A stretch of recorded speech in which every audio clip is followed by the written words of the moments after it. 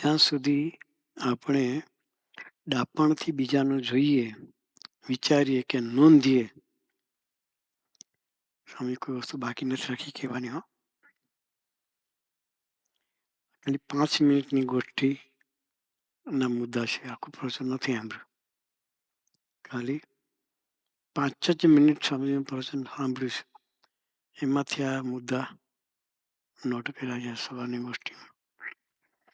જ્યાં સુધી આપણે ડાપણથી બીજાને જોઈએ, વિચારીએ કે નોંધીએ, ત્યાં સુધી નિષ્ઠાની કચાશ છે. કોઈનો જોવાનો આપણને અધિકાર નથી. આપણે પોતાનું જોવાનું. હું ક્યાં છું ને મારો કેટલો સંબંધ થયો છે, વધ્યો છે. બસ મારે મારું જ જોવું છે, કોઈનું જોવું.